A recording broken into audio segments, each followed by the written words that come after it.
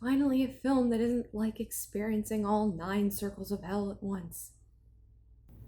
The much requested 1925 silent film. This film, starring Lon Chaney and Mary Philbin, is the oldest existing phantom film currently known. Now, there was a film made in 1916. Unfortunately, it was lost somewhere early in the 20th century, and there are no known existing copies today. But lost films are being found all the time, so I'll keep hoping that it turns up one day. Now, before I continue, I'll give my usual spoiler alert. Though practically nothing in this film is different from the novel, except for the almost laughable ending. But I don't like being that guy. This film is public domain and is right here on YouTube. Watch it. Anyway, there are a couple of different versions of the Chaney film. It has a really interesting history, and there's a particularly awesome video here on YouTube explaining a lot of it that I will post a link to. The original theatrical release that everyone saw in 1925, like the 1916, is also sadly lost. The versions that we have today are actually just the found bits of the film pieced together and restored. That's why some of the scenes don't make a ton of sense and seem a little out of sequence. We're probably missing some things. We'll sadly probably never know exactly what the original really was.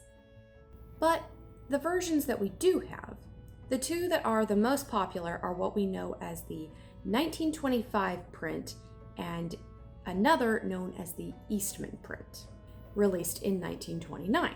The 1925 print is probably the most accurate to the original, but today I'll actually be reviewing the Eastman print.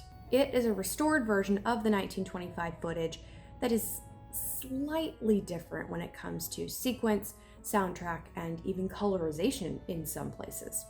I actually gotta say I like this version better because I feel like the pacing of the film and the soundtrack were better.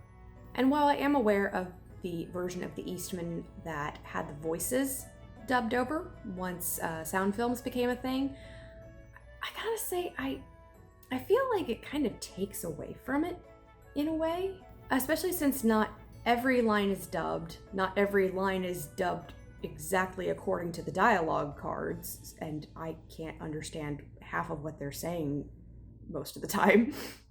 And it's lacking Lon Chaney entirely. He allegedly had a contract with, I believe, MGM at the time, and wasn't allowed to lend his voice to Universal for the dubbing. Really not terribly interested without Chaney, to be honest. Now that we've had a history lesson, on to the film. So we open with shots of the Paris Opera House and this amazingly accurate stage set of the Grand Foyer. No, that is not the actual Paris Opera House. They built that. Damn the respect. We have an unnecessarily long ballet sequence during their production of Faust. There is a reason most ballets get cut from operas nowadays. Too much culture all at once for the modern audience's attention span.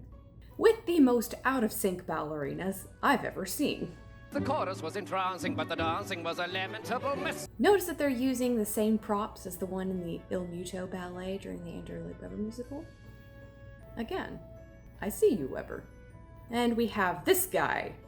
I really don't know who he is or what purpose he really serves, but he exists. Probably something that would be better explained if we had the original cut. He has some weird slapstick Abbott and Costello moment showing what I guess is one of Eric's trap doors. But honestly, I feel like this scene was a complete waste of time. We finally get to some interesting action when the ballet girls start discussing the Phantom and go and talk to Joseph Bouquet. For a moment, we actually see some of the girls run to who appears to be the prima ballerina Sorelli, like they do early in the novel.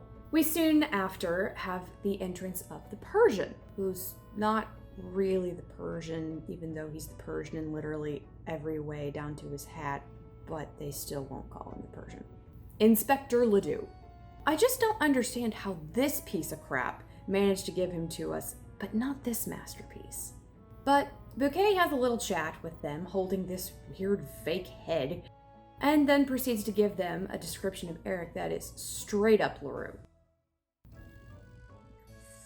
We're then introduced to our Christine, Mary Philbin, who I believe to be one of the most gorgeous human beings that ever lived. One thing that I love about this film is that it goes so in correct sequence with the novel. Christine is taken down to the cellars by Eric after the chandelier crash, not her first performance as Marguerite, which is really cool to see. By the way, the Chaney film is the first time we are ever introduced to a brunette Christine. I guess a lot of people just decided to roll with it after that. But we do get to see her as a blonde when she's singing Marguerite, so I'm satisfied. So Eric takes her through the mirror, and she very awkwardly walks in a daze that Eric caused somehow? I don't know, but she's really out of it on the way down with no explanation other than it was potentially just the sound of his voice. So after dragging her scarf through the nasty sewer, we get to the house on the lake. What fascinates me about the Chaney film is that the lair looks exactly how I envisioned it when reading the novel. Like, even down to furniture placement. The differences between it and what I pictured are very small. Kind of freaked me out at first, honestly. But anyway, once they're down there, we have some of the most beautiful Eric dialogue in any film to date. Lines like, "If I shall be saved, it will be because your love redeems me, and all that is good in me, aroused by your purity, might plead for your love." He even kisses the hem of her dress. Another LaRue moment. He is just so sweet, and you really see his very vulnerable love for her in this scene. It really makes you feel for him, and it's great. The other great thing is them showing that Eric sleeps in a coffin. Morning candles and all. And Lon Chaney, in all his glory, has this iconic response.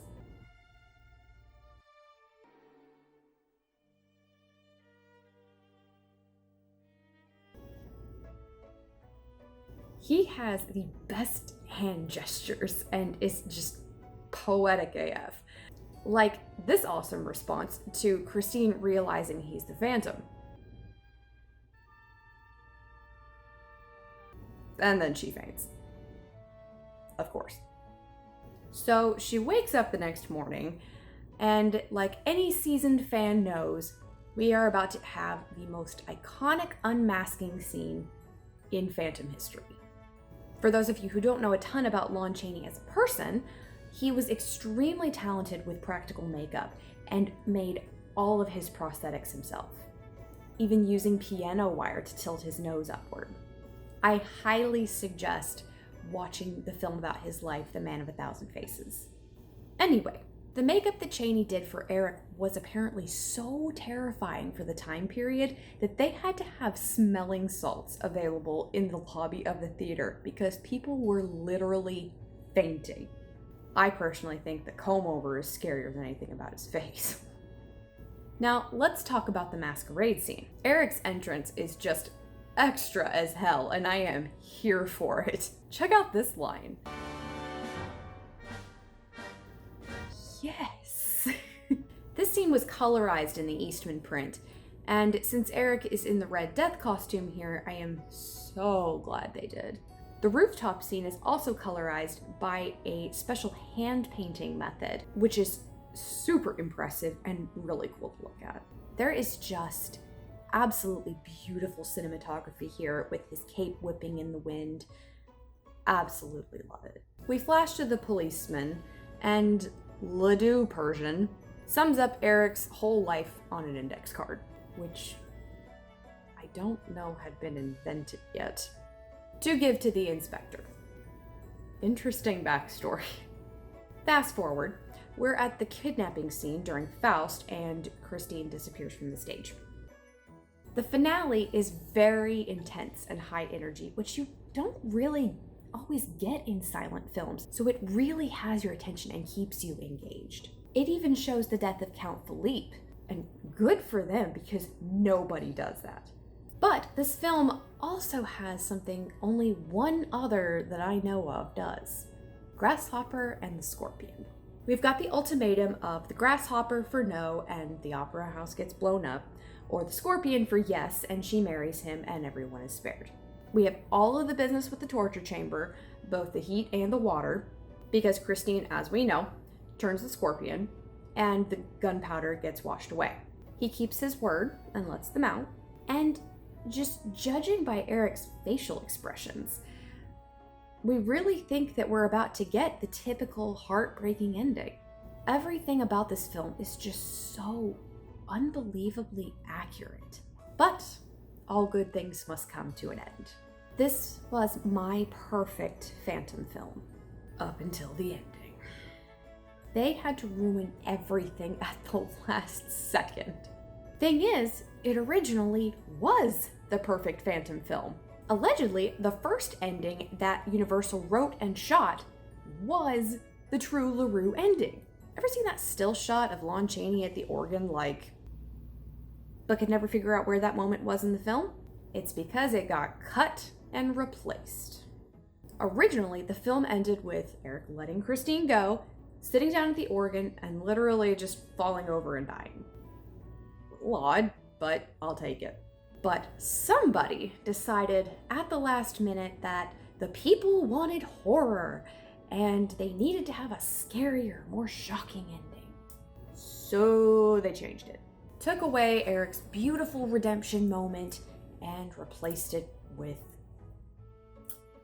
Instead, Eric says, "F this shit," grabs Christine, throws her in a carriage, and starts hauling ass down the street. Christine proceeds to bail out, knocking herself out in the process, so Eric pulls over to go get her. But oh no, an angry mob is coming! So what does Eric do? Does he risk his life for the woman he loves? Nope. He just leaves her there. How did we go from our perfect, erratic, weirdly cryptic, poetic, loving Eric to this? To make the ending even more strange, he gets cornered by the mob and we have this whole bit where he pretends to have something in his hand like, "Oh shit, what have I got? Y'all better back up."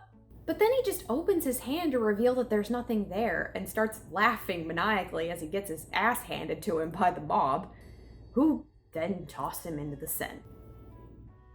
That's how the film ends. Now in the 1925 cut, it shows Raoul and Christine getting married afterward, which is relieving in a way because the Eastman leaves us believing that Christine died. Now, when it comes to rating this film, boy, I have a time. It is so LaRue faithful, with beautiful dialogue, incredible sets, and actors so captivating that they make you completely forget that you're watching a silent film. And even if they didn't name him as the Persian, that's who Ledoux was, so I'll give them credit for that. The ending is just so hard to forgive. It completely destroys the message of self-sacrifice and love redeems, which is what Phantom is supposed to be about, which it was totally on track to show. And then they just tossed it out the window. They set up Eric's character in a way that, had they stuck to the original ending, would have made him very forgivable. The Chaney film as a whole was just so set up to convey Phantom the way LaRue had written it. And then, like every other film out there, they just railroaded the whole thing, all in the last 10 minutes. I rated the Charles Dance Phantom as a 9 because though it veered from the novel drastically, it kept the same message and moral of the story. The Chaney did the literal opposite. And the message of Phantom is the #1 priority for me. So, what do I say? It was damn near perfect in my eyes. It's just that ending. What a crying shame. So honestly, I can't really bring myself to rate it. Because as a film period, 9.9 out of 10. As a Phantom film, I really don't know. Tell me what you guys think. I'm sure a lot of you have different priorities in Phantom films than I do, but I'm still curious to know your thoughts. Like this video and please subscribe and hit that bell button so that you know exactly when I upload. Also, please consider pledging to my Patreon so that I can continue to bring all of the Phantom-y content. Every dollar helps, seriously. Patrons get access to early and exclusive content, and you'll get a shout out at the end of my videos. Thank you so much to my newest patron, Evelyn, for your support. Stay fantastic with a PH, and remember to keep your hand at the level of your eyes.